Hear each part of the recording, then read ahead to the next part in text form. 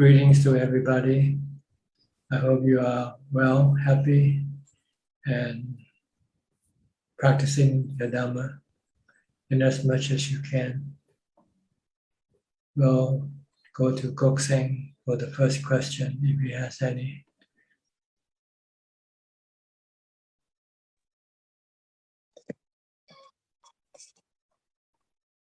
Good evening, Ajahn. Yeah, I have a question I'd like to clarify tonight. That is, Ajahn, you have often advised us to isolate ourselves to. Your sound is very bad. Come on and off. Maybe you have to speak closer. Yeah. Okay, I'll speak closer. Ajahn, you have often advised us to live alone, isolate ourselves in order for us to progress. But at the moment, for householders like myself, with a family, with children, we are still not ready to do so. What is your advice? That how do we continue from here? We still have attachment to our family, still have attachment to, still not ready to live the householder's life at the moment. Well, practicing Dhamma is like playing sport, like playing tennis or golf. If you can be either an amateur player or you can be a professional player. It's up to you. If you want to win the Olympic gold medals, you have to be a professional player. I mean, you have to put all your effort to the practice of the sport. If you're just an occasional player, like on the weekend when you are not working, your ability to compete with other people to get the gold medal will be almost zero. So it's the same way with practicing Dhamma. You can be occasional or amateur, or you can be a professional, a constant practitioner of Dhamma. Like monks. Monks are considered to be professional Dhamma practitioner, while lay people are considered to be amateur or vocational practitioner. So the medals that you get probably belongs to the monks more than to the lay people. If you see the record, the statistics, you see those who won the gold medals in Dhamma practices or the silver or bronze medals are usually monks. Rarely would there be a lay person who will be able to win a gold medal. There are some, but not many, as compared to monks. Monks are the main group of people that attain to the 4 levels of enlightenment. So that's because the time, the input they put into the practice is total as compared to lay people who cannot commit themselves to full practice yet. So you shouldn't expect much result looking from the input you put in.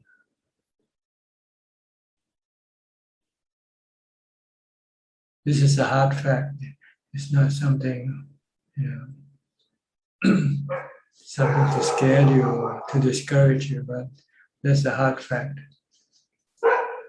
If you want to get attainment, you have to be a full player, full practitioner, full-time practitioner, not a part-time practitioner. Okay? Does that sound okay to you? Yes, that is very well answered. Thank you, Ajahn. But when you first started, you can be a part-time practitioner. but you should put your goal on becoming a full-time practitioner eventually. The transition depends on you, how long you want to transit your practice from a part-time to a full-time. But you need to be practicing full-time to really get any result. All right? Okay, next. Willie from Indonesia. Are you a full-time practitioner, Willie? Or part-time practitioner? I hope to be a full-time practitioner, Ajahn. I try to be a full-time practitioner. And today I don't have any questions. Okay. Anuraji from Thank New you. Zealand. Hi, good evening, Ajahn. How are you? Can you hear me, Ajahn? Yes. One question, Ajahn. In your translation for us, desanas from Ajahn Mahabua, Ajahn Mahabua mentioned Mahasati, Mahapanya. So are these the states when someone achieves after jhana, or would you please clarify? Mahasati and Mahapanya Yeah. is on the level of the Arahatamaka. You have to already attain to Anagami level. Then your mindfulness and wisdom will be constantly working in tandem all the time during waking hours. Yeah. Okay. Sometimes Long Time Mahabua use the word automatic mindfulness and wisdom. You don't have to force it; it comes automatically. Okay. Like watches in the old days, you have to wind them before they invented the automatic watches. The same way, he refers to mindfulness and wisdom. Mindfulness might be constant on the jhana level, or not constant, but quite strong. I wouldn't say all the time, but with the level of attainment with wisdom, mindfulness and wisdom has to be working in tandem all the time. Yeah. Other stages you can still have lapses. The first, second, and third stage of enlightenment, you can have lapses in your mindfulness and wisdom. But once you get to the fourth, to the Arahatamaka, the path for Arahantship, your mindfulness and wisdom is working continuously, searching. Instead of waiting for the defilements to attack you, you are on the attack now, because the defilements are more subtle and they hide in the mind, in the chitta. Okay. Okay. Yeah. Yeah. Understood. Thank you, Thangaja. Okay. Next, Alvin Lee from Kuala Lumpur, Malaysia. Good evening, Ajahn. I don't have any question today. Okay. Forrest Tong from Massachusetts. Ajahn, I have a couple questions. So the first one is, I've been trying to overcome lust by using the 32 parts of the body, especially the first 5 parts. But I find that sometimes with one of the parts, it actually increases the lust instead of decreasing the lust. So am I doing the contemplation wrong, or should I just skip that part? Yeah, you should look at the disgusting part, then look at the attractive part.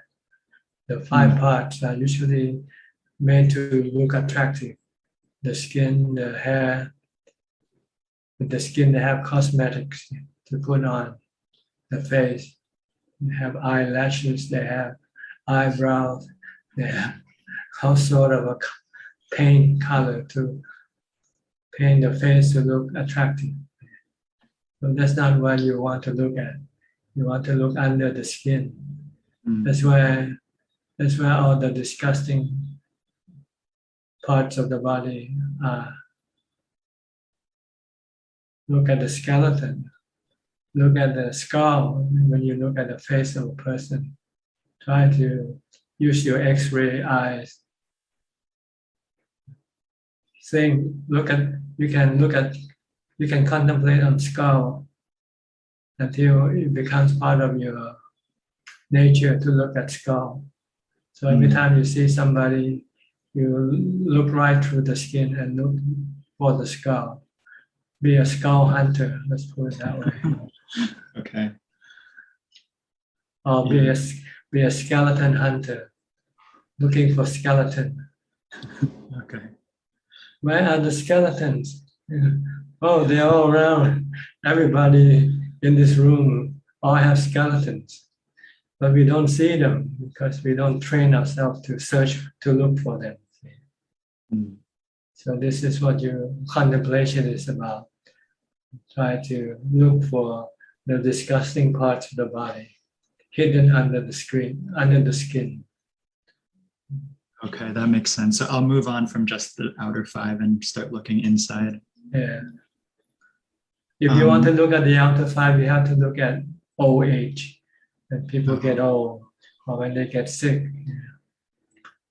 People usually don't look good when they are sick or when they're very old.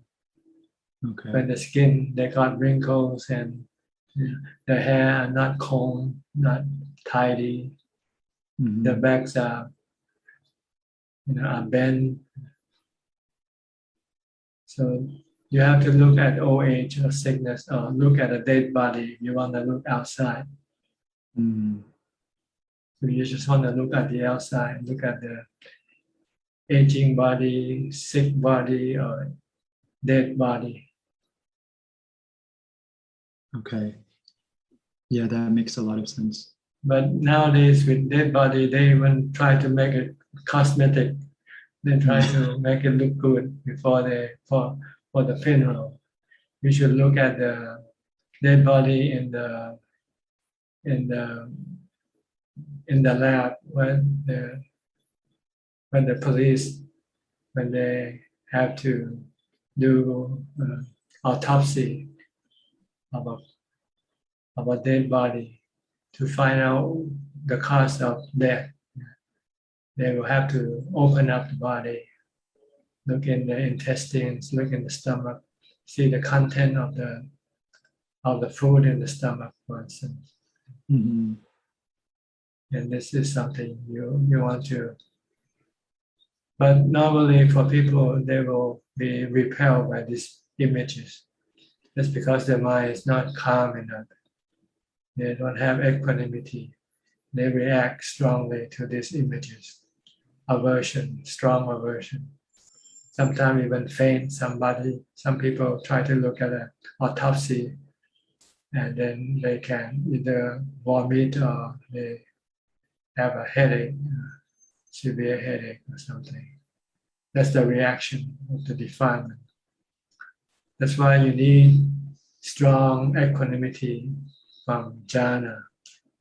Once you have jhana, your mind will be calm and not reacting, not have no aversion, no attraction. If there are, they will be manageable.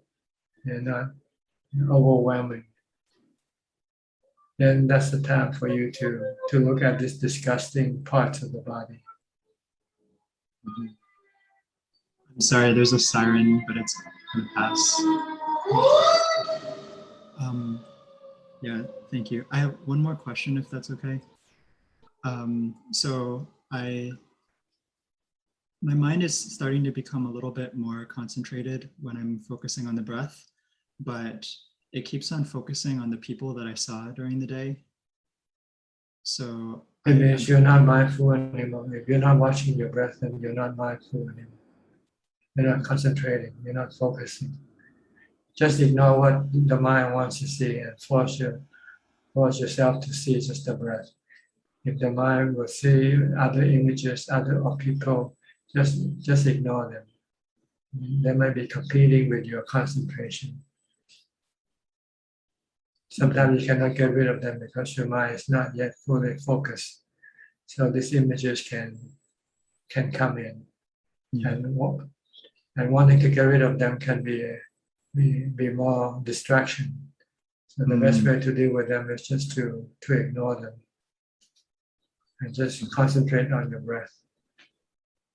Like sometimes you have noises around you coming into your mind when you are watching your breath, and you know you cannot get rid of those noises. So just don't try to deal with them. Just ignore them. That's the best way. Just keep continuing focusing on your breath. Okay. Okay. Thank you, Thanajan. All right. Next, Darren. Hi, Darren. From Hi, Singapore. Yes, I'm from sorry. Yes, I'm from Singapore, Ajahn. I have a question regarding the practice of mindfulness. So I want to ask is that as one practice more and more, does the defilement sort of get destroyed, or is it that the defilement doesn't affect the mind anymore? It's still there, but it doesn't affect the mind. Thank you. Well, with mindfulness, you can stop the defilement temporarily. As soon as you are not mindful, your defilement can come up. If you want to get rid of your defilement permanently, you have to use wisdom. Use the three characteristics of existence. See the objects of your defilement. Your defilement wants something. You have to look at that something to be anicca, dukkha, anatta. Then you would then have no desire for that object permanently. But with mindfulness, you're only stopping the mind from thinking. When you don't think, your defilement cannot work, cannot do anything. The defilement use the thoughts, the thinking as the tools. Okay? Okay, thank you, Ajahn. All right. Lim from Malaysia. Good day to you, Ajahn. I have a question today in regards to generating merit from meditation and also generating merit from performing dana. Are they of the same qualities? Not the same intensity. They all merits mean good feeling, good mental feeling. With dana, that's very low level intensity, low level. Okay. With meditation, this is higher level. All right. Intensity. Okay. And corresponding to the difficulties of generating them. With dana, it's very simple, easy. You just give up some of your possession. You get good feeling from that. Then the next step is harder, to stop from doing bad karma. Right. And then the third step is much higher, harder than that, is to calm your mind. Yeah. And also, for example, when we performing dana, does the merit started before, during, or after performing that? Because after, okay. You have to give up your possession before you feel good. Yeah. Because sometimes I could feel happiness even prior to doing dana. That there is one of the feeling that I can see that the mind is automatically calm prior to performing dana. Then you don't need to perform dana then. Mm. If that's the case. Okay, right. Yeah, what happened afterwards? After you perform dana, is it better? It's the same happiness feeling. Okay. So that's why today I asked, is there any different of quality? So I got the answer right now. Okay. Thank you, All Ajahn. right. Next, Claudia. Hi, Claudia from Germany. Good afternoon from Germany, Thanajan. One moment, please. My cat also wants to participate at this Dhamma talk. Okay. Yeah, so hello. Good afternoon from Germany. It's good to be here, and I have no question today. Okay. And then we go to Adeline and Philip from Kuala Lumpur, Malaysia. Good evening, Ajahn. I got quite a simple question. In when a being is in the Brahma realm, does he still create any karma? When you're in a Brahma realm, it's like when you're in jhana. When you're in jhana, the mind becomes inactive temporarily. So there's no karma performed. Most realms are, except human realms, that's the only realm that karma are being performed. The rest of the other realms are realms where you go reap your consequence of your good or bad karma. Except human and animal realms. Animals also do karma. But the rest, they are more experiencing the fruits of their good karma or bad karma. So like good karma is like going on vacation. You don't have to work. You just spend money and enjoy yourself. And bad karma is like going into jail, get locked up, pay for your bad karma. Yeah. So being in the Deva realm or a Brahma realm is as if like you're staying in a samadhi for a long time until the thing wears off, and then you. Deva realm are not in samadhi. Deva realms are those who keep the 5 precepts and practicing dana. So for them, it's like going on a sensual vacation. Oh.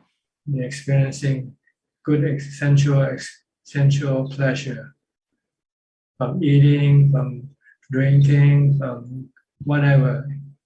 Like when you have good dreams. But with the Brahma world, it's empty, it's still. The mind becomes still, like in jhana. Okay.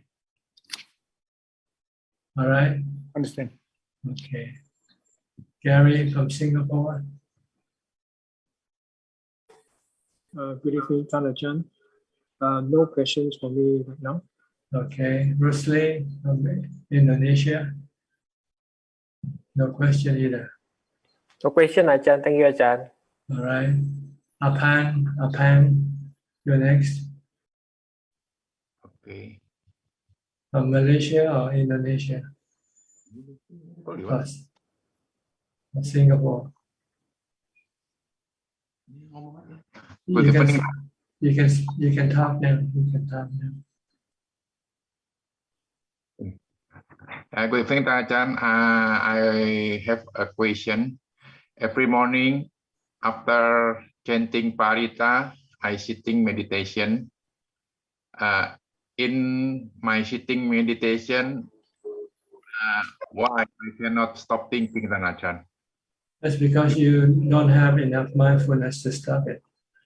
You should train yourself with mindfulness before you meditate. When you're chanting, you should not think about other things. Just concentrate on your chanting. Then after that, when you meditate, you might be thinking, but not as much. The thinking only stops with strong mindfulness. So you need to train yourself, develop mindfulness. Not just when you meditate or when you chant. You should do it all the time, from the time you get up to the time you go to sleep. You can focusing your attention to your body movement. Watch your body, what your body is doing. Then let your mind go think about other things. Then you can restrain your thinking this way. When you meditate, then the thinking will not come up. Or if they come up, then they won't come up as strongly as before. You have to train yourself in mindfulness. Yeah. So you need to restrain your thinking even when you're not meditating. And then when you meditate, then your thought will not interfere with your meditation.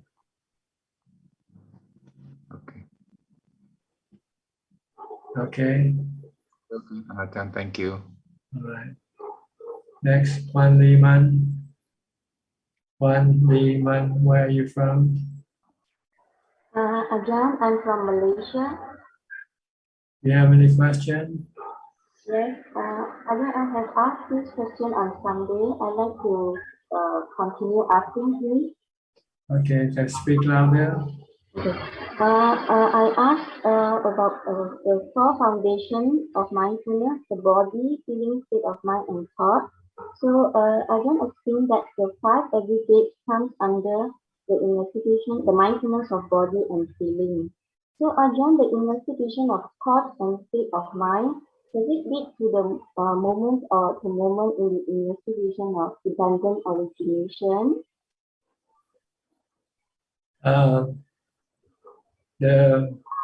The mindfulness of the mind, the mental objects, based on the four nama khandas, not the body, not the rupa, just four, not the five khanda, just the four khanda.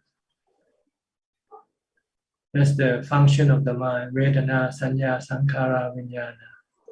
The other one that generates all sorts of emotions or mental objects in the mind. So you want to investigate them as being anicca, dukkha, anatta. So now you investigate the body and feeling. Ajahn, which one will lead to the dependent origination? See, dependent origination is how the mind works. Starting with avijja, ignorant.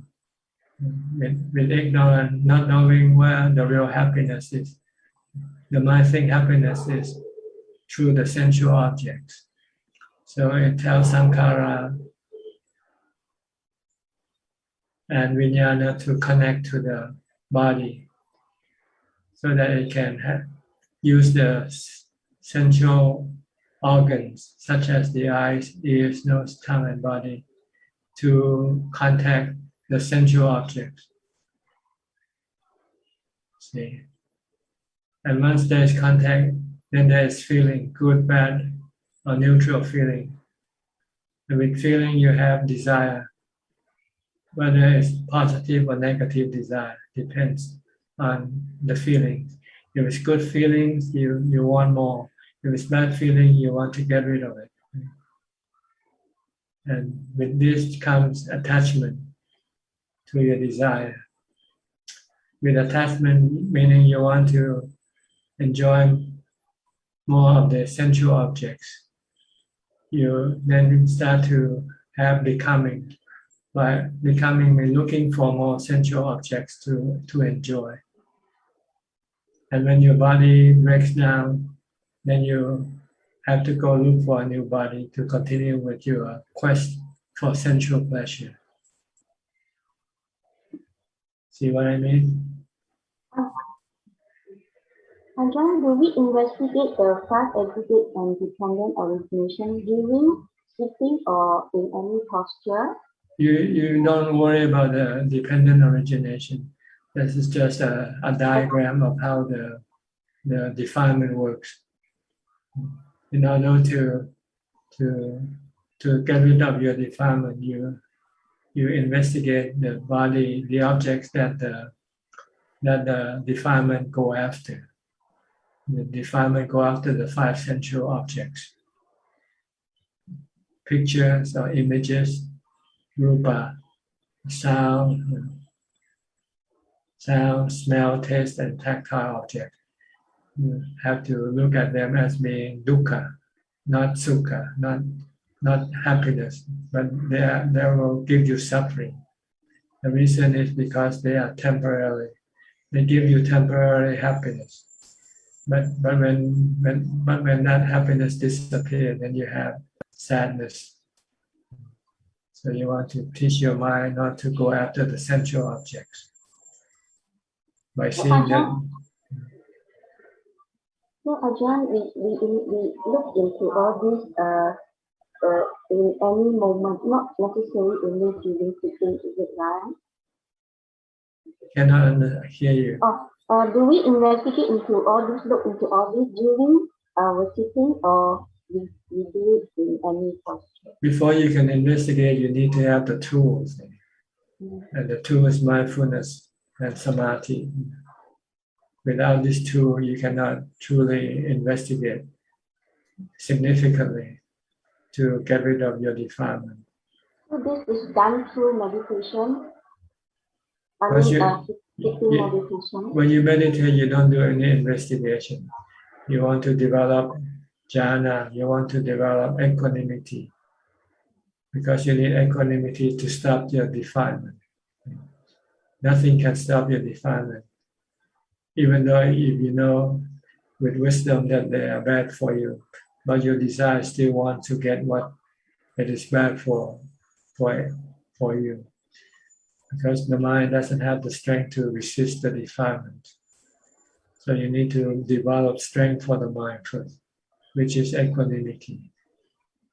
By developing mindfulness and meditation to get into the fourth jhana. Once you have this, then you can then study the nature of the sensual objects, the nature of the body, the nature of anything that the mind becomes attached to or have desire for them. To see that they are all anicca, dukkha, anatta. When the mind sees that they can cause the mind dukkha, then the mind will cease to have any desire for them. It's like when you see, if you used to drink a certain beverage, and one day you discover that this can cause you cancer. Once you discover that this can cause you cancer, you're not going to drink that beverage anymore because you don't want to get cancer. Same way, once you see with wisdom that everything that you go after will cause you dukkha, will cause you suffering, sadness, then you will stop going after them. Like you're going after a boy, a man. You might be happy when you get him at first, but when he leaves you or die separate from you, then you become sad again. But you don't see this with wisdom. Even though you know he might die, but you still insist, he's not died yet, so I want him anyway, right? Because you're not happy, your mind is not happy without equanimity, without jhana. If you have jhana, you have equanimity, your mind can be happy alone, not having to have a boyfriend or a girlfriend to make you happy. No, I'm alone all the time. Okay, but do you still want to have do you still want somebody to make you happy? No. You want something to make you happy? No, I don't need. You don't want anything at all? No. You sure? I'm happy. Yes. But then why don't you become a nun then if you're happy? Yeah, I left my job last year. I practice on my But you still want something to make you happy, right? Sensual objects, like what you see, what you hear. No, I'm only I'm only enjoying meditation. Okay. Well, then you're on the right path then. Thank you, Ajahn. All right. Okay. Next, Alfredo from Brazil. Alfredo. I want it. Good to see you. Thanks. Good to see you. Happy? Yes. My chief is not very good, but it's anicca. It's anicca. Yes. my Chitta Nupassana is very, very good. The word is not a problem, a big problem. My Chitta Nupassana is good. My practice is very good. Your mind is ubeka. Yeah, more or less, not completely. Not completely. I'm training. Okay. Yeah, to have ubeka. Yes, not be disturbed by anything. Yes, I try. My practice is try. I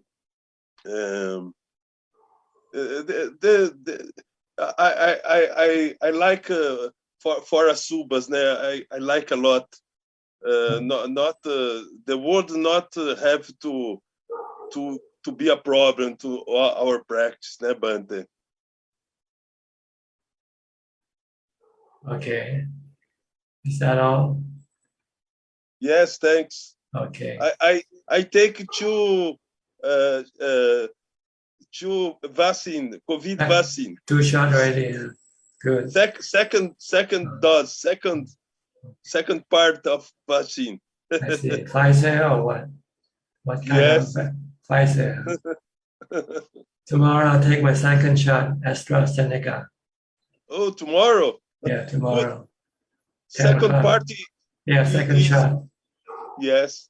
Is less quantity. Less quantity, second part. I'm not sure. Maybe. I don't yes.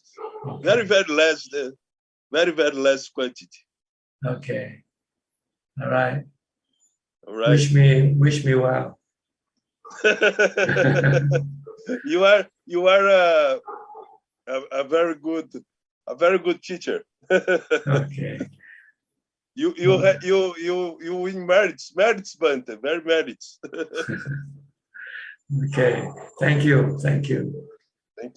Next, Machi Song. Are you from Thailand?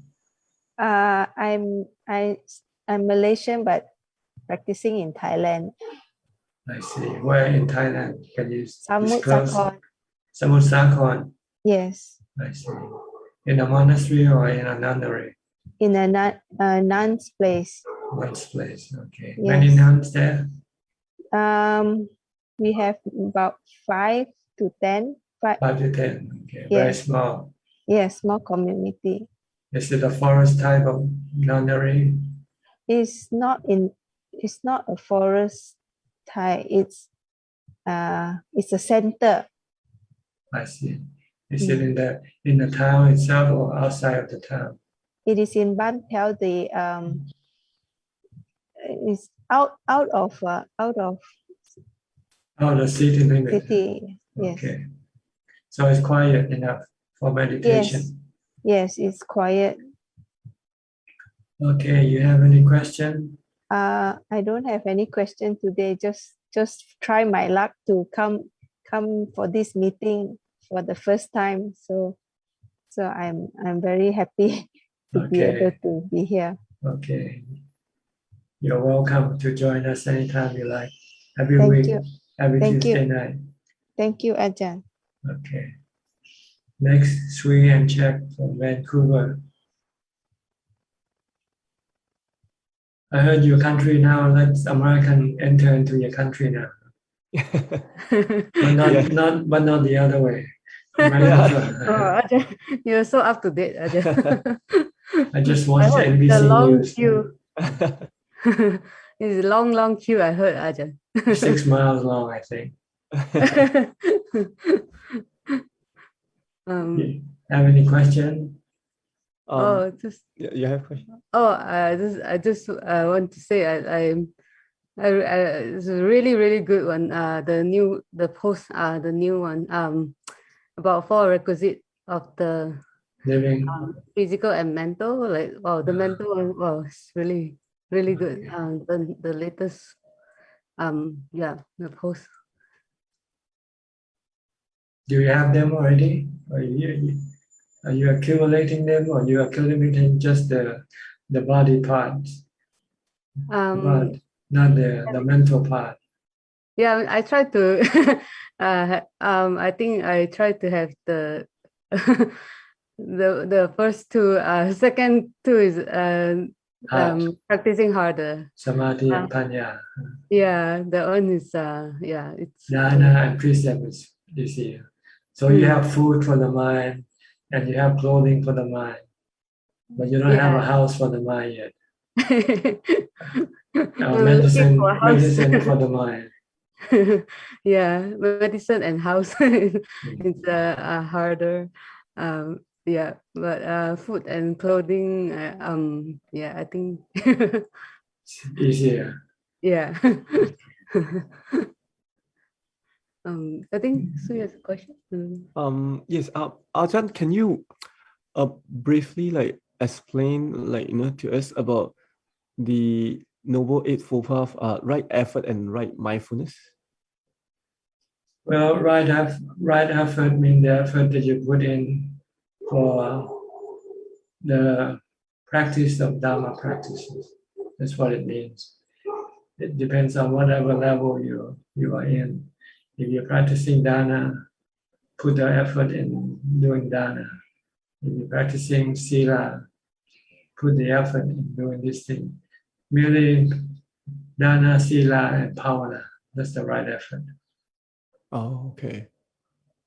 And then, if you have right effort, then you will also be developing right mindfulness. This is part of developing samadhi. Like before you can practice anapanasati to get into jhana, you need to develop mindfulness first. So you have to develop the right type of mindfulness. The right type of mindfulness is the mindfulness that doesn't think, that stop the thoughts. There are two types of mindfulness really. One that you focus on doing something, but your mind is still thinking on what you focus upon. Like when you're working, yeah, you use your thought, but your mind focus on just on the work that you do. Okay. But you still use your thoughts. But with right mindfulness, you want to use just the focus and not the thought. You want to eliminate or stop the thoughts. And just be merely knowing what you are watching, yes, like your breath. So this is what it means by right mindfulness. So you want to develop this, focus your mind on something to stop your mind from thinking. Yeah. Except if you use mantra, thinking like this is okay. Thinking with a mantra doesn't lead you anywhere. Doesn't lead you to more thoughts. You eventually stop your thoughts completely. Yes. Okay. Then the goal is to get to the samadhi, the right samadhi is the fourth jhana. Yeah. Right samadhi. Not the samadhi that allows you to connect with the spiritual beings. It's called upajjhara samadhi. Yeah. Give you psychic power. Right, read the mind of other people. Or recollecting your past lives. These are useless for the practice of vipassana. They don't support your practice of vipassana. You need to get into jhana because that's where you get equanimity. That's where the mind has the strength to resist your defilement.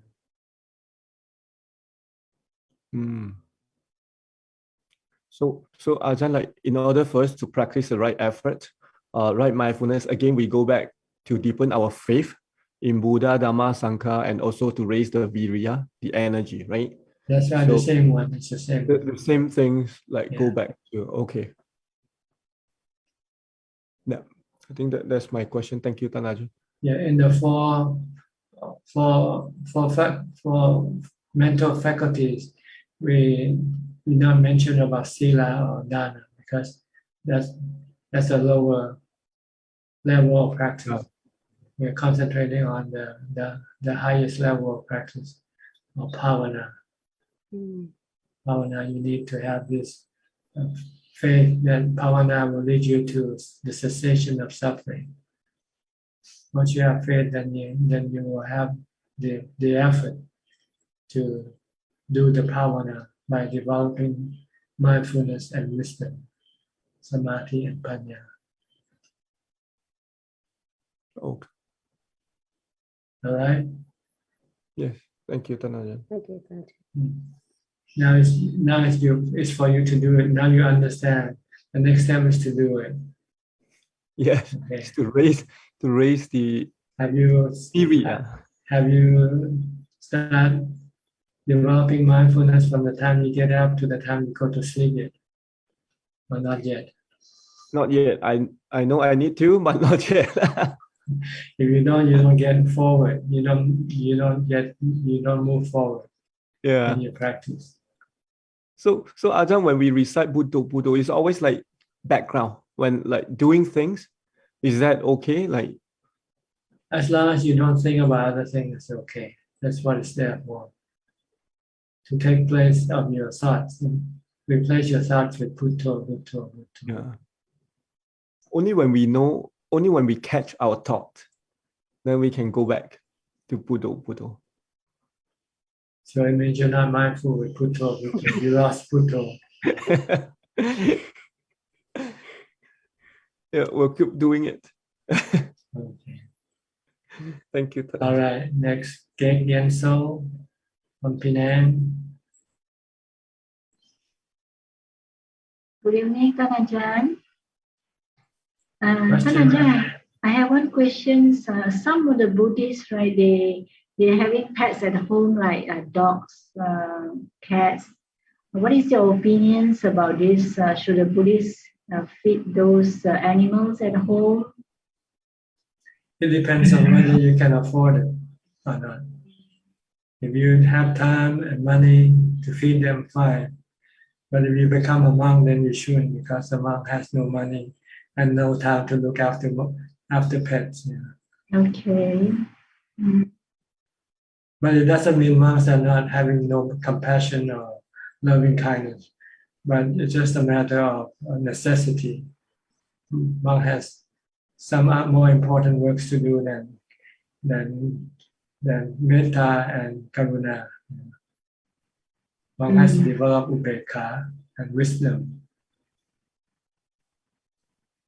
But once he became enlightened, then he can also, if he likes, he can have pets.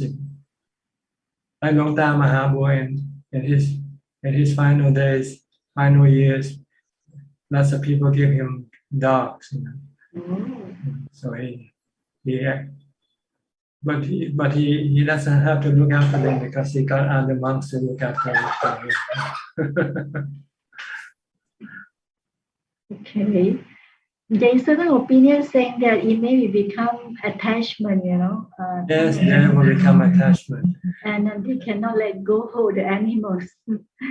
If you want to go on the path of Nibbana, you have to try to loosen your entanglement as much. All entanglement, actually, not as much. You should try to cut off, sever all entanglement and be alone, so that you can go live alone and practice. Okay. Yeah. All right. Thank you, Ajahn. Next, Vignesh, VK from India.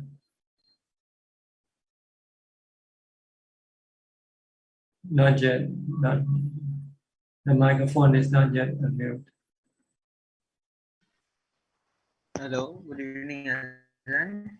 You're from India? Are you from India, Vignesh? I think your connection is not good. Hello? Yeah. Are you from India? From Malaysia. Indonesia. Okay. You have any question? Your connection is not good. I'm sorry. I have to skip you. Now you might have to come back later on, because you're not saying anything right now. Your picture freeze on the screen. So let me go to Evie from Indonesia. Hello, can Ajahn hear me? No, I hear your background noise. Background noise, okay. Hey, my mama. We are good. Can Ajahn hear me now? No, cannot. I hear your daughter's sound, not your sound. Oh, hear my daughter's sound. Okay, let me be on. Ajahn hear me now? Okay. Okay. Tell your daughter to go away, to be quiet. Yeah, they are just like the mind, Ajahn. So I want to asking. When we meditate, I was balancing my mind awareness while meditating. And it's like holding the needle in the water. So I often force my mind so that other thought don't comes up. But the headache arises because the mind is just like a child fighting when it's brittle. Can I force my mind like that, Ajahn? If you can force your mind, then you should not have any reaction. If you have reaction, then it means you cannot force your mind. So you should instead of force your mind, you should lead your mind away from your thoughts. This way, instead of letting your mind keep thinking about this and that, lead it with chanting or leading it with a mantra. Then there will be no reaction from the mind. But when you try to force it, it will retaliate and fight back. And what when the thoughts arise, like sometimes when I was just ignore the thought and just keep focusing on your mantra or your chanting. Back to the breath, back to the breath, back to the breath, just like that. Yeah, the breath or the mantra or the chanting. And I want to ask about Dhamma. Why is Dhamma included in mind development activities? But when I donate, sometimes I just feel normal, no joy, no happiness. Is this be useful in activity development the mind? Well, Dana is a low level of good feeling. If you donate some money and you feel that you don't feel anything, maybe you should donate more. Try to double your donation and see how you feel, or triple your donation. It's like eating thing. If you only eat one plate, you might not feel being full. So try to eat 2 plates or 3 plates. Then eventually you start to feel the effect of the food that you eat. Same way with dana. Maybe you're not doing enough by eating food. You might just eat a couple of spoons and then you stop eating. Then you say, oh, I don't feel full. That's because you don't eat enough of the food. Same way with dana. Oh, I don't feel anything by giving this amount. Maybe you should try to increase it 10-fold, 100-fold and see how you would feel like. Okay. All right. Okay, I guarantee you will feel good. But you have to donate to the cause that you like, that you can see the goodness from your giving. Like donate to the school or to the hospital, and you can see the result of your donation. It has effect on other people. Yeah, I donate the monastery every month. Yeah, sometimes you don't see the result from your donation, so you don't feel anything. Because you don't know what the monastery will do with your money, right? Yeah. But if you know the monastery will pay for the light, for the electricity or for the water, then you might feel, oh, I'm helping the monastery to have electricity and have water. So you feel good that way. You have to know the result of your action, of your dana, in order to feel good. If you just give and you don't know what happens to the money you give, then you don't feel anything. So we should give the fund to the monastery who is very needed, very need. Yeah, they can put into good use. If you just give them the money and they just put it in the bank, don't do anything, then you don't feel like helping anybody. Okay, Ajahn. All right. So you should give to the needy. If the monastery has enough money already, maybe give it to some. Right now, lots of people have no food to eat because they're out of job. In Thailand nowadays, people are giving food to people, unemployed people. then you can feel that the benefit that you give to other people. It makes you feel good. Okay, I understand. Okay. Okay, Ajahn. All right. Next, Siddhartha from Indonesia. Almost the whole family, no? Except your mother. Yes, yeah, my mother still recovering, and since she cannot understand the English, so she does not attend, but my father still attend. Okay. Any question from you today? Today, I still not have any question, Ajahn. Okay. Then let me go to Vince Chua from Singapore. No question, Ajahn. Okay. Sis Wanda, where are you from, Sis Wanda? Hello, Tanajan. Good evening. Are you from Indonesia? Jakarta. Jakarta, okay. Yeah. Any question? I don't have any question for today. I just want to listen to you, to your Dhamma talk today. Thank you very much. Next, Pai Pai Lai. Pai Pai Lai.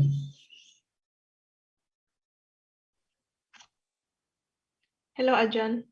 Where are you from? Where are you from? I'm from Malaysia. Malaysia. Hi, I've got a question. I do meditation, but can you recommend some mantras or chanting that I could start on? I've never done it. Okay. You can chant the triple gems, Itipiso, Bhagava, Arahant, Samma, Sambuddho. And you can do it many, many times around. Once you finish with the first round, then you can continue on. This is simple. If you want to use just one word, a mantra, use the word Buddho, Buddho. Okay. Thank you. And this will help you to calm your mind so that it will be ready to do the meditation.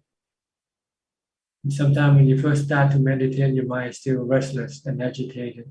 So you use chanting to help calm your mind, calm your restlessness.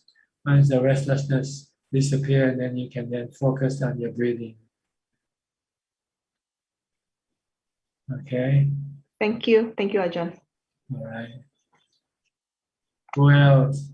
Nobody turn on the video. Witness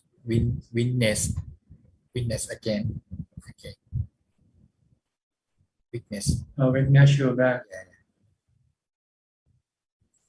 Can you hear us?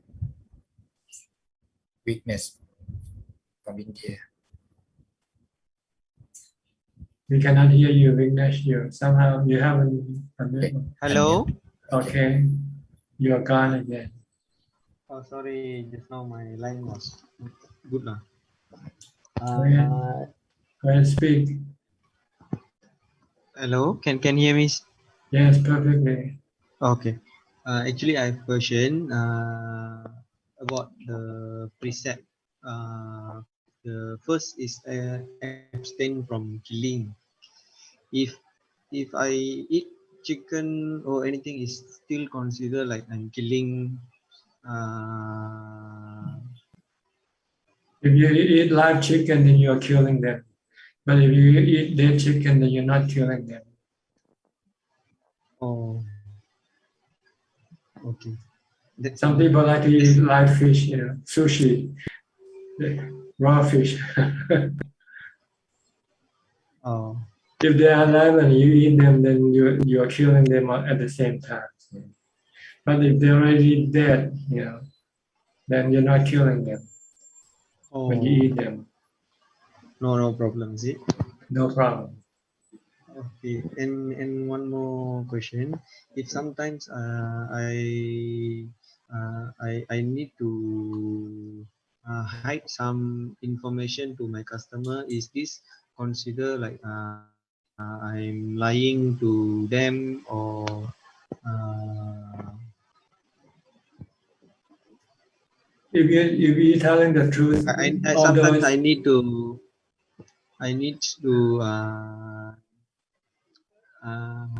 not like need to tell different story or something, like lying to customer or anything. If it's not hide true, the then you are information. lying. If what you say is not true, then that is lying.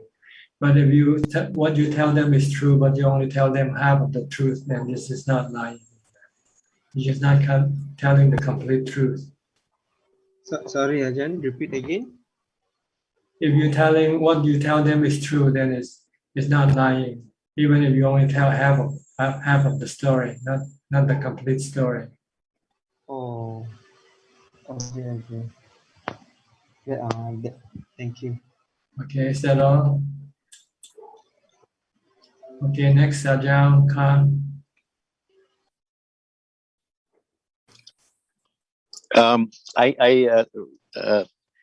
Thank you, Tanajan, for your teachings.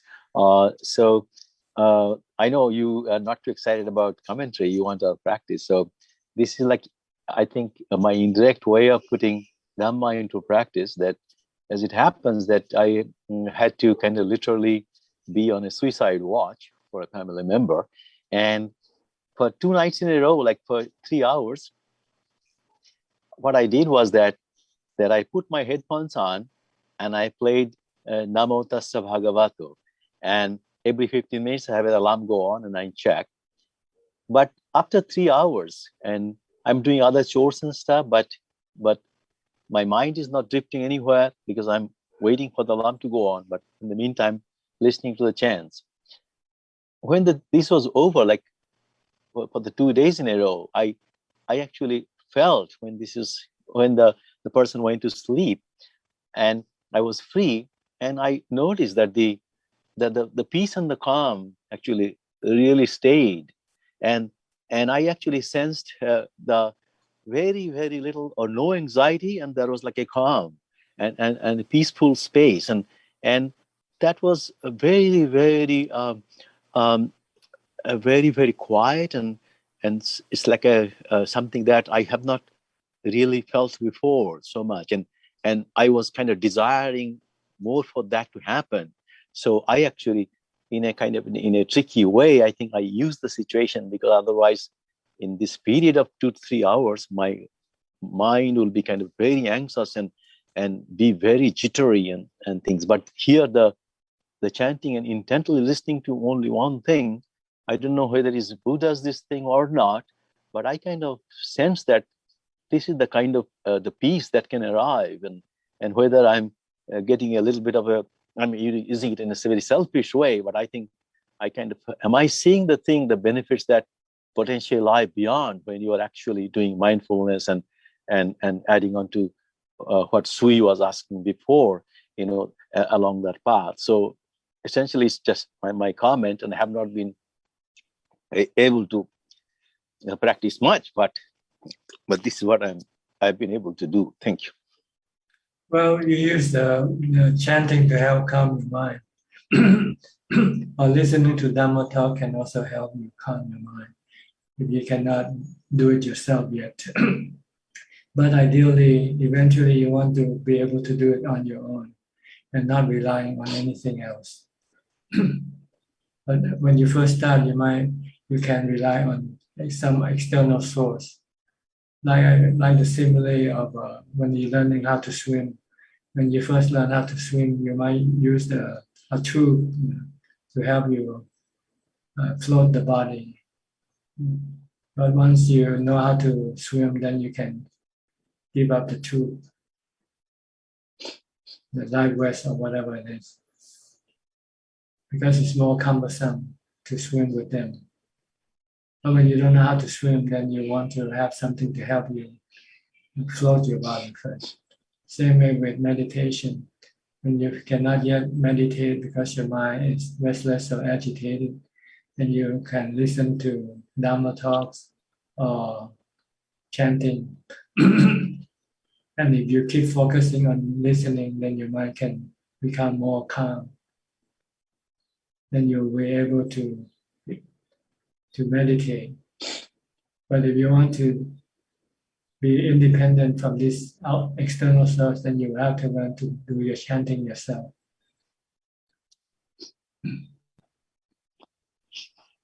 Thank you very Okay. much. All right. I guess nobody else, everybody has asked the question. So maybe I go to Facebook for more questions. Is there any questions from Facebook tonight?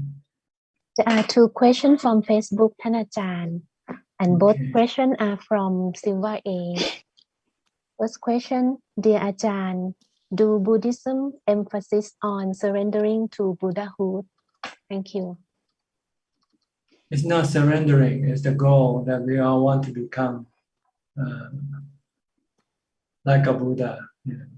But we don't call ourselves Buddha, we just call us those who achieve enlightenment, full enlightenment as Arahant. But they rely on the teaching of the Buddha, so they don't call themselves Buddha. A Buddha is someone who became enlightened on his own, not relying on other people to teach. But the rest of us, we rely on the teaching of the Buddha to make ourselves enlightened and free from suffering. So those who have free from suffering from studying the teaching of the Buddha, they call themselves Arahant Savaka. Okay. Next question, dear Ajahn, we stopping our mind in meditation, but can we function in society without mind or thinking? Is the practice all about no mind, or controlling the mind, or taking out impurities from our mind? Thank you. Well, you want to purify the mind. The defilements are the impurities that you want to get rid of. But in order to do this, you first need to stop your mind from thinking first. And then you can then control the mind, direct the mind to think without defilements. One more question, ท่านอาจารย์ A question from Champa. How not to have dream in our sleep despite having meditation? Thank you. Dreams are something that you cannot control because when you go to sleep, you don't have mindfulness. So then the mind can dream anything it wants to. But if you train yourself in meditation, the more success you are in meditation, then the less dreams you will have, but not completely. That's all, ท่านอาจารย์ Okay, that's all. So we have plenty of time left, and so anybody wants to ask any more questions, just raise your hand and unmute the microphone. Billy first. Yes, I have some questions,ท่านอาจารย์. I would like to ask, how much should we sacrifice the body for the sake of developing the mind? Like, for example, when I do walking meditation, sometimes after 2 or 3 hours walking, and then my legs become painful and sometimes swollen, but yet the mind is not calm yet. So should I continue, or like what kind of benchmark that we should use in such circumstances? Like, is it I just continue walking although the pain is still there until the mind is calm, or I just stop? I mean, until I cannot walk anymore because I cannot bear the pain. I mean, yeah, just like what kind of benchmark we should use. You have to decide for yourself. As long as you don't destroy your body, that's the benchmark you want to watch for. Don't destroy your body or handicap your body. What you do doesn't kill your body or handicap your body, then it's okay.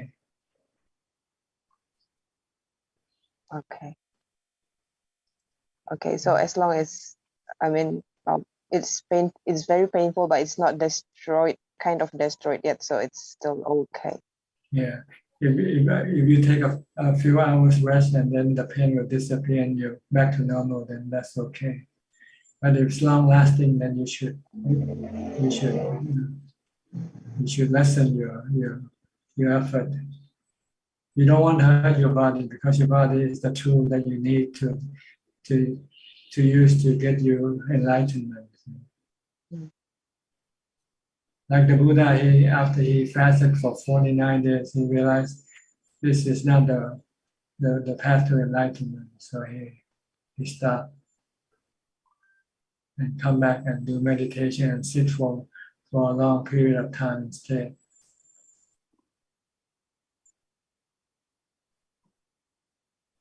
Okay. Okay. Can I ask another question? Yes. I would like to ask about sexual desire. Is it purely mental phenomena, or there are some physical factors that affect that? Like, for example, maybe age or weather, or maybe like for women, maybe certain time in the month, the sexual desire tends to be higher. Because sometimes I feel, although I'm not in contact with sexual objects, but under certain circumstances, the sexual desire arise, like maybe cold weather, or I don't know. I mean, there's no object, but the feeling is there. So how to handle that kind of situation also?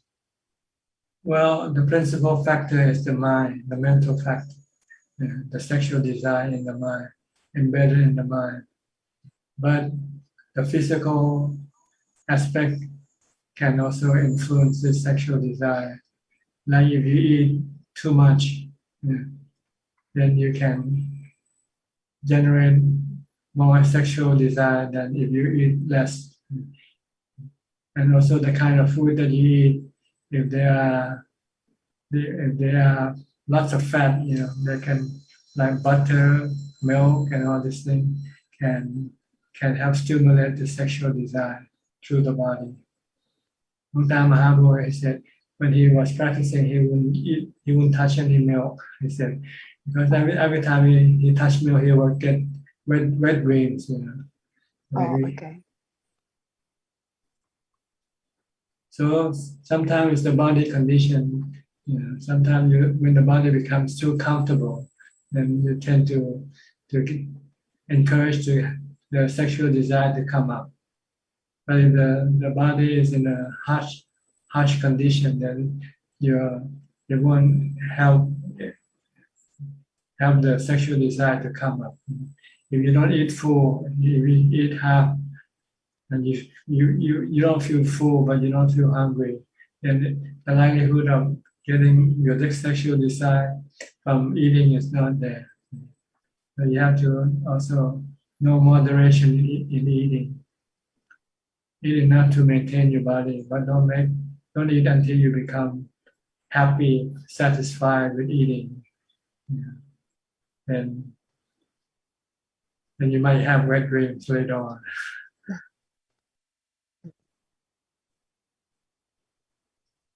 Okay. Okay, thank you, Tanajan. All right. I think Bruce Lee was raising his hand before, right? Bruce Lee, go ahead. Unmute your microphone. First question, Ajahn. Is my voice clear, Ajahn? Yes.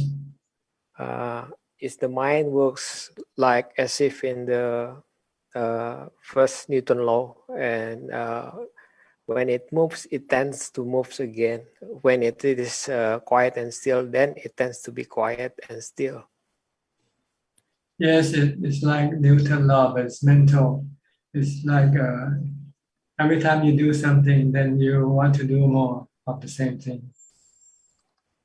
When it's sorry, whatever. When you're not doing anything, then you don't want to do anything.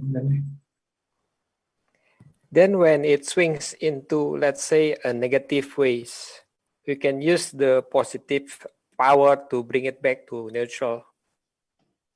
As in when it's swinging to the negative ways, we use the power from positive ways to bring it back to neutral. To bring it back, you need to stop the mind. You need mindfulness. You need sati. Sati is the most potential, most potent weapon to use to stop your mind, to stop your action, good or bad action. Even sometimes good action can be harmful to your practice. Like when you're practicing dana and you're practicing bhavana and you want to go practice dana, then these two practices are opposing each other. So you have to use mindfulness to stop your desire to go practice dana and force your mind to practice on bhavana only.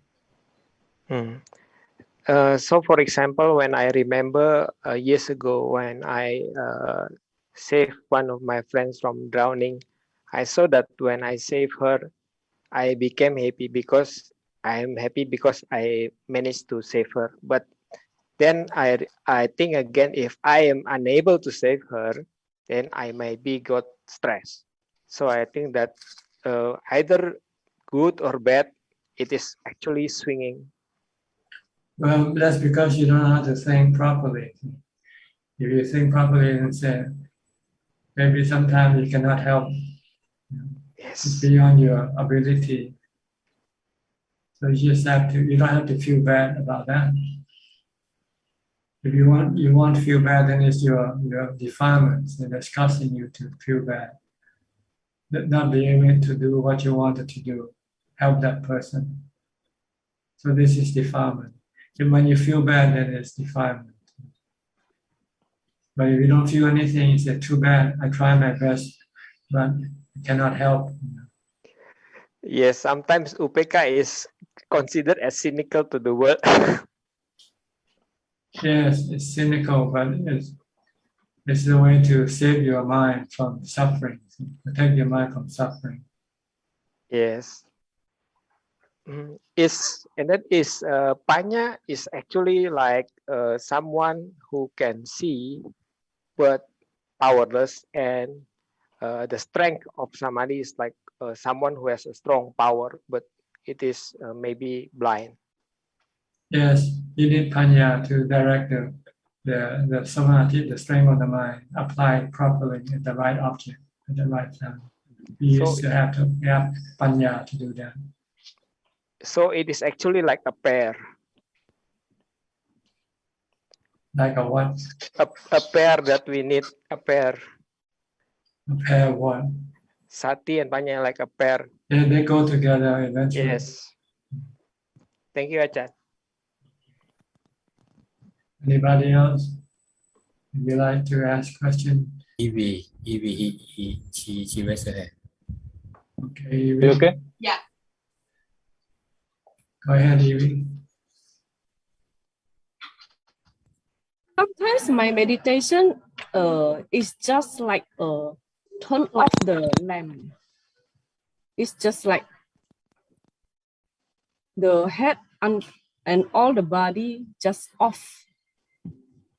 How to explain? I don't know, but maybe I don't know what I mean. It's just like How can I know if you even yourself don't know? How can I know? I don't know what this condition, but the body, my head, all of the body just I know I am still there, but no function. Just doesn't matter. Just know it for what it is, and then know that it comes and goes. It's anicca, it's anatta. I enjoy this condition, but not for so long. How to maintain it for you have to find out yourself.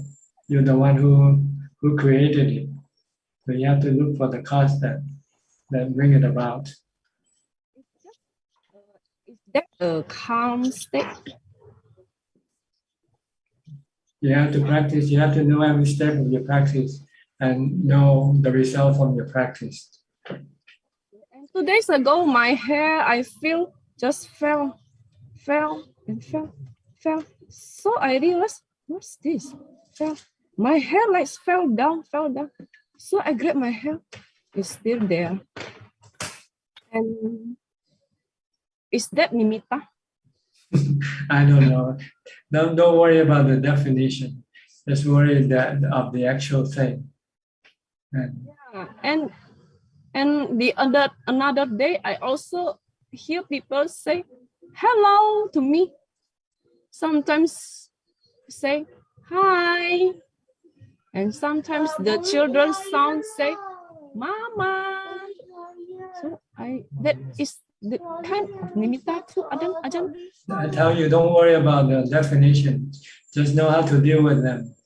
The way to deal with them is just to leave them alone.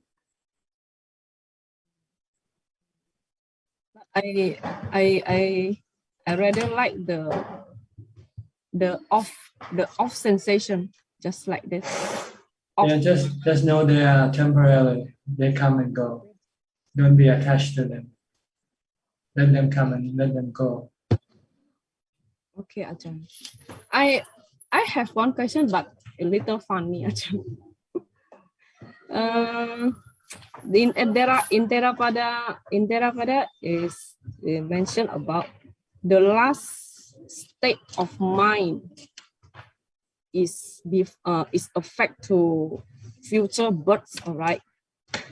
So what about a man who is suddenly dies because heart attack when he do immorality action with the asusila woman? I don't know what I mean, right? Yes, And I don't answer this question. It's all hypothetical. And suddenly he died. How do you know? How do you know it's gonna be like that? You're just imagining it up and causing yourself to look for an answer, which is stupid. Don't look for something that is not there. But yeah, I have read the news that the man died when he do asusila in hotel, and so I think, okay, where this man born in the another realm to hell realm or another. Don't worry about him. Worry about yourself. Where you're gonna go. Yeah, I just want to. Okay. Yeah. You worry about everybody else except yourself. So you end up going to hell without knowing it. Okay? Just worry about yourself. Make your mind calm and detached from everything. Leave everything alone. Okay? Yeah, thank you. All right. Salva Kuma? Salva Kuma? Yeah, Namaste, Bandiji. From India. Yeah, I'm from India. I just want to know that what is the final state of, what is the Nibbanic final state? How does it look like? What is it written in scriptures? In our meditation, we feel a lot of wavelets, vibrations, different sensation arising and passing. So is it like a stillness is the final state of Nibbana, or a complete wavelets or vibration is the final state of Nibbana? What is that final, which is never changing state, which is written in scripture? The Buddha says supreme happiness. That's what Nibbana is. Supreme happiness. Yes, Nibbana Paramang Sukham.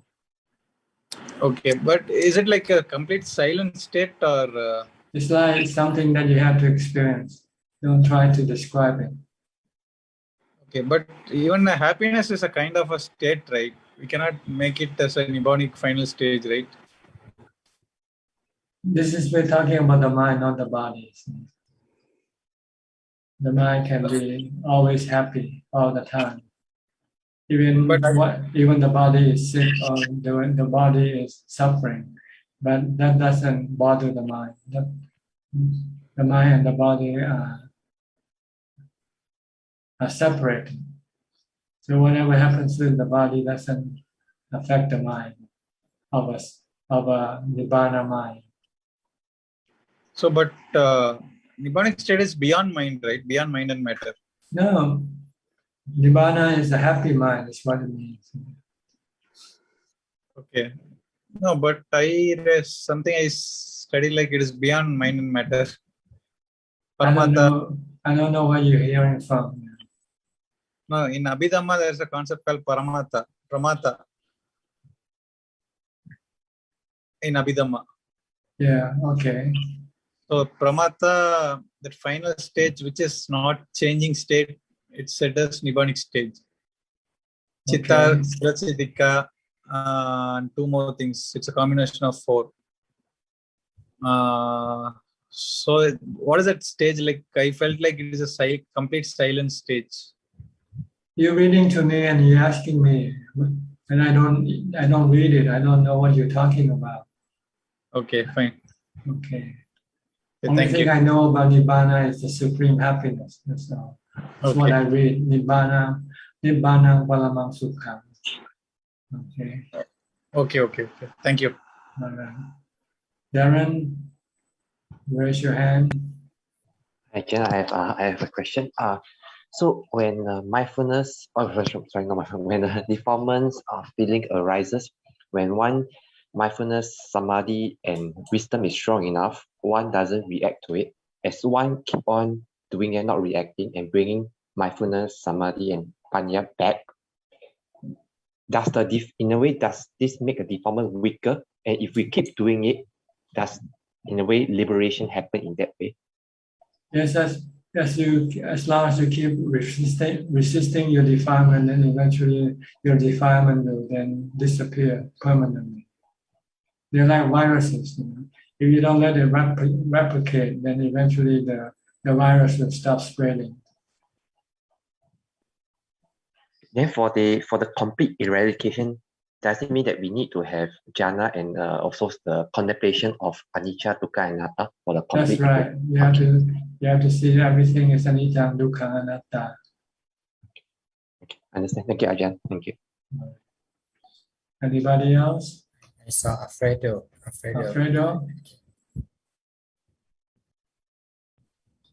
Hi, Bante. After tomorrow, I will have a meeting with my friends. Is 5 friends, 1 brother, me, 2, and we take a pizza, eat a pizza. They are very rich people. They have employed, they have daughters, they are married, and they like a very lot of me, né? But they expect me are the same life of theirs. It's what the right thing to do in occasion. But how to deal with these people? What? How to deal with these people? Your question? No, these people, my friends of adolescence, 40 years friends of me. Okay. So what do you want? And I one time for a year we meeting. Okay. In a pizza. Okay. And after tomorrow we meet him. All right. And they are not like a Buddhist, not like a Jhanas, not like Vipassana. Okay. They don't meet in Buddha. They don't. Okay. They have daughters. They have Okay, married. no problem. Leave them alone. People are different.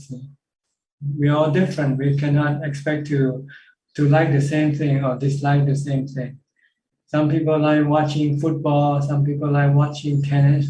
Some people like watching golf. So let everybody do what they want to do.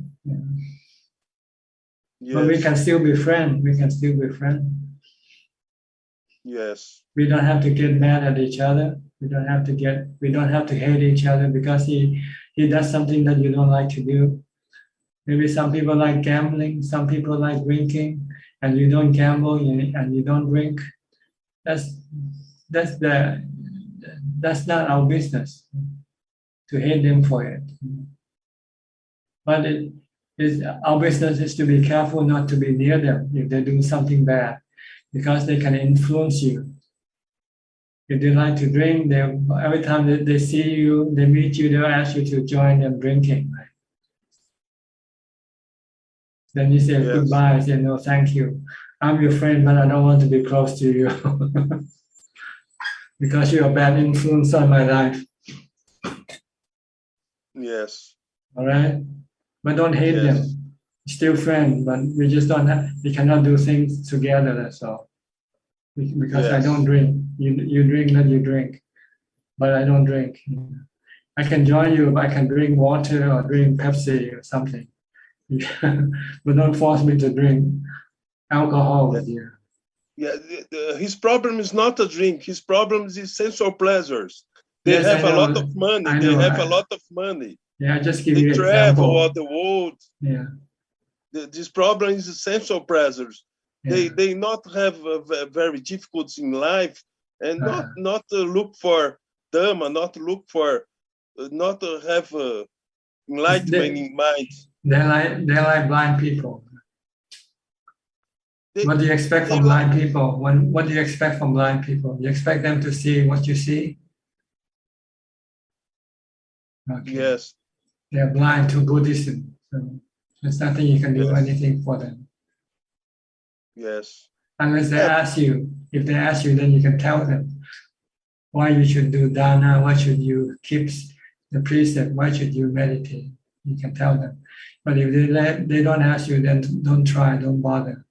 Because they won't listen to you anyway. Yes. All right? Yes. Okay. Next, anybody? Okay, we have a newcomer, raise their hand. Oh, a newcomer, who are you? Yeah, Yaw Ying, but her name is written in Chinese. Let's see. Okay, can you hear us? Can you hear us?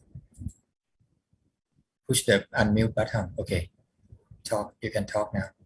สวัสดีค่ะพระอาจารย์ You have to speak English. This is an English room. we from เชียงใหม่เจ้าค่ะ Okay. You have any question? Many times that before I sleep I pray for paparit many of them, and then I cannot go to sleep after that. It's just like I feel awake, but not in the serious feeling. It's normal feeling. But when the time around 10 o'clock, I feel want to sleep. So this is kind of อุปสรรคคืออะไร Obstacle. เจ้าค่ะ obstacle of daily life sometimes. How can I deal with this? Well, try not to chant to see if there's any difference when you're not chanting. If you still cannot go to sleep, then it has nothing to do with chanting. It's just maybe the time that you normally go to sleep. If you go to sleep before the time that you normally sleep, you won't go to sleep. If you used to sleep at 10 o'clock, then if you want to go sleep at 9 o'clock, you probably won't go to sleep. So it's not chanting. Chanting doesn't prevent you from sleeping. In fact, it helps you to go sleep easier. เจ้าค่ะ Okay. เจ้าค่ะนมัสการเจ้าค่ะ Anybody else? Sis Wando, I saw you raise your hand. Yeah, Ajahn, I just want to ask you about my experience. Previously, I had an experience in my dream. I could see my dad was died around 3 or 5 days before he died.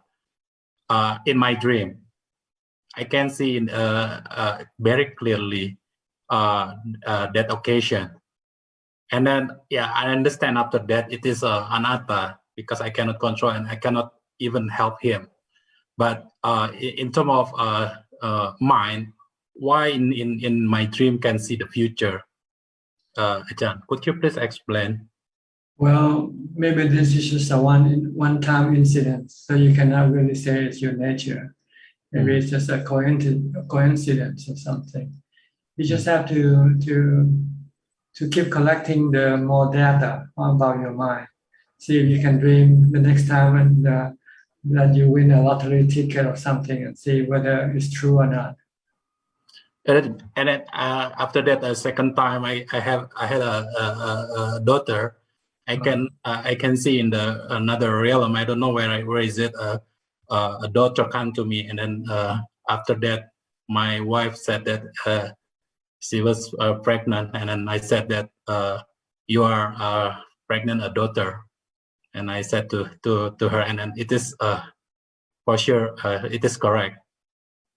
Okay, then you just have to keep collecting more data to make sure that what you know is always true or not.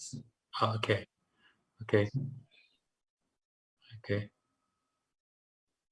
Don't let just one or two incidents summarize your conclusion that I have this future eyes, I can see the future. Yeah. You just have to wait and see the next time you dream, and then see what happens to is it true or not, and how often you dream. So can you rely on this dream to make money from it or not? Yeah, but yeah, the first is very hurt me because I could see my my dad die, and then I can't do anything for him. That's hurt me a lot. And then after that, I understand about that's another. I cannot control about it, and that's happen in the nature. Maybe it's good for you so that when you know something is gonna happen, then you can prepare yourself ahead of time. So. Yeah, but I don't know why in my dream it is a pop-up dream, and then I can see. That's the reason why. Just know what it is. Okay. You don't need to know why. Okay. Is that a mind or maybe a being, another being? No other being, just your mind. Okay. If other beings, they have to tell you so. Like, I am Deva, such and such a name. I'm telling you something that you don't know. If there's no such thing, then just follow your mind. Okay. It is relation to the past karma that maybe I have developed samadhi before. So it doesn't really matter what happened. What's the cause? What you want to know is just how to deal with what happened. Yeah, I understand. I realize that it is anatta, and I cannot do anything for it. Yeah, I couldn't help my father. I know. It's a waste of time to go back and find out what causes this thing to happen. Yeah. Just know that this thing happens and know how to deal with them. That's all you need to do. Okay. Ajahn, thank you very much for your advice. Okay.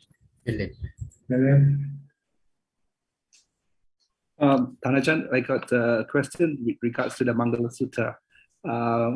In relation to verse 2 and verse 3, the first verse, which is to recite in a suitable location.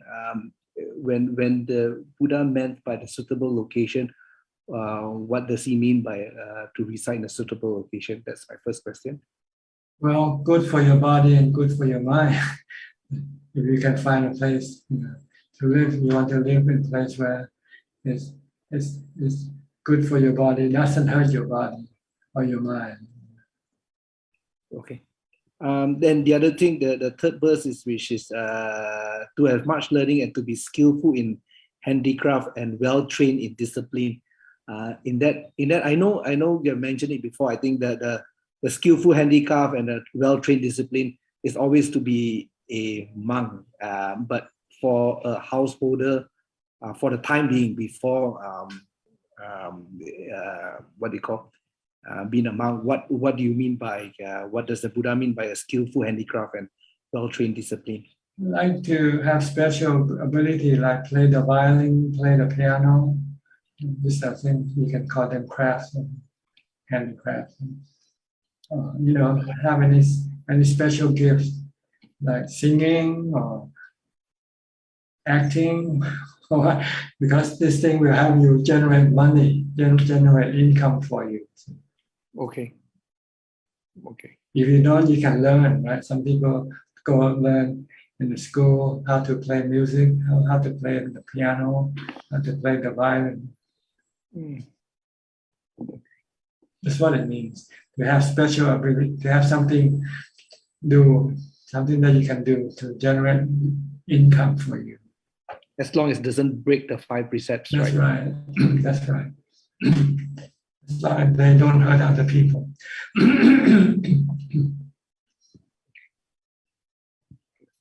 Okay. Anything else? That's it. Thank you. That's it, huh? Anybody else? Okay, we have another question from Facebook. 6 question. Okay, Facebook. There are 6 questions from Facebook,ท่านอาจารย์. The first question from Tony. Ajahn, good evening. How to overcome every time when meditate? The sleepy will happen. Thank you. How to overcome when you every time you meditate you feel sleepy? Yeah. Well, there are many reasons. Overeating can be one of them. If you eat too much, you can go to sleep. Secondly, you lack mindfulness. If your mindfulness is not strong enough, when you sit and meditate, focus on something, your mind can go fall asleep very easily also. So you have to eat less, don't eat too much, and try to maintain mindfulness in as much as possible. Develop mindfulness as much as possible. Then you might be able to get rid of your sleepiness. If that doesn't do the trick, then you might have to maybe go meditate in a place where it's scary, like in a cemetery or someplace like that. It will keep you alert when you're surrounded by fearful things like ghosts or animals. Okay. Next question from Aini Lam. Hi, Pra Ajahn. This is a question from my sister. What and when does a COVID patient experience in their last thoughts if they are in the coma? Thank you. Just like anybody, it doesn't matter whether they I cannot say, I cannot predict what they will think. It's up to how they used to think. You have to train your mind right now to think properly, so that when the time comes, then you can force your mind to think properly.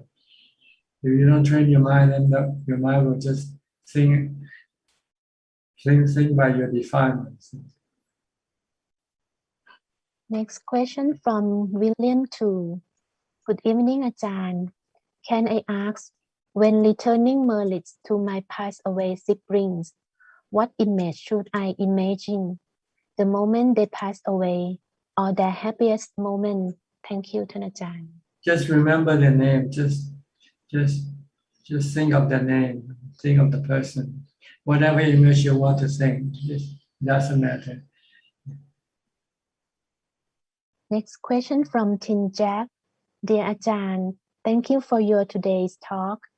Can you elaborate the happiness that one will experience when he or she has entered into samadhi? Thank you.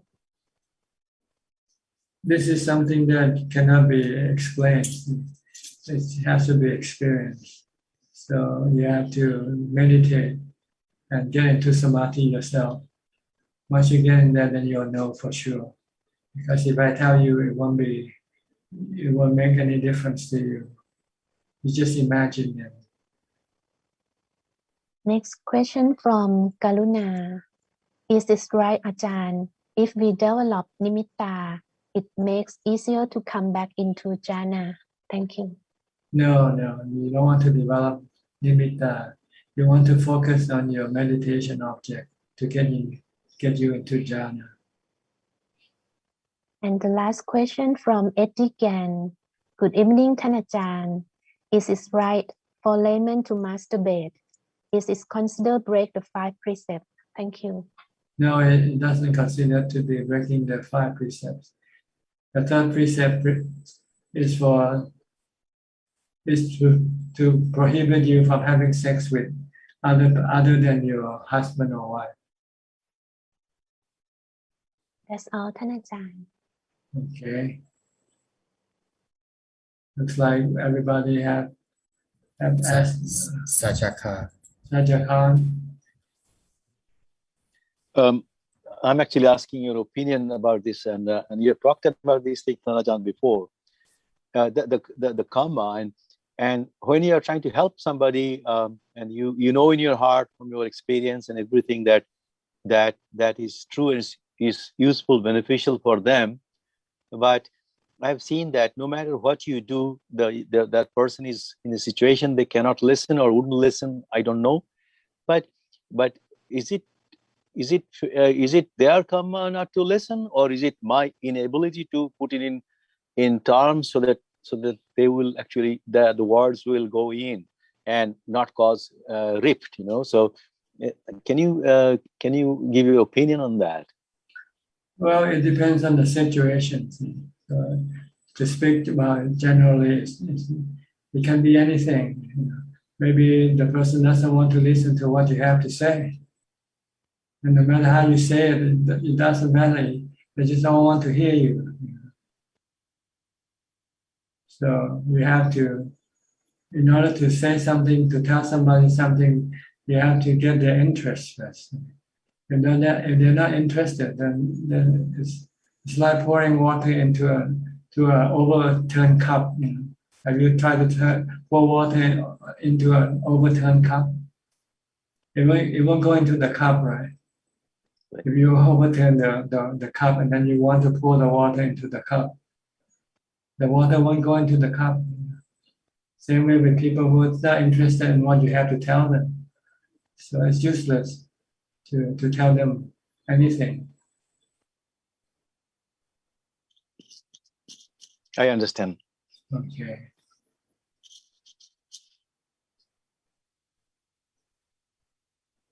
Anybody else?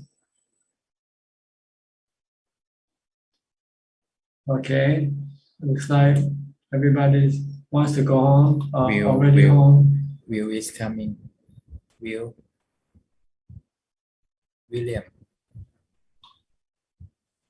I think William just want to say hello, right? Hi, Will. You want to say anything, Will? Unmute your microphone. There we go. It's I'm having it there. So yes, thanks, Bunty. I'll come back later if I can. Okay, no question. Well, it's my usual question is overcoming karma. Like, what you did already, you cannot prevent it from happening. The consequence of your karma, you cannot stop. Yes, but you can stop doing karma right now. If you don't do any new karma, then eventually there won't be any consequence coming to you. Can you be separated from the Dharma? Like the Buddha used that phrase when he became enlightened, that he said he would serve the Dharma. And I don't quite know what that means, but the question is whether you can be separated from that. The Dharma is the truth that the Buddha had attained to. And what he wanted to do was to spread or share the Dhamma to other people. That's what it means. Yes. But the Dhamma that you already have in your mind will always be within your mind forever. Yes. Okay. Yes. All right. I think it's about time for us to call this meeting to an end. I hope that you have enjoyed and benefit from this meeting. And I hope you can then apply it in your practice, help you advance in your practice. So in the meantime, please be safe, be happy, be mindful. And if nothing happens, I'll see you again next week. Goodbye for now. Thank you.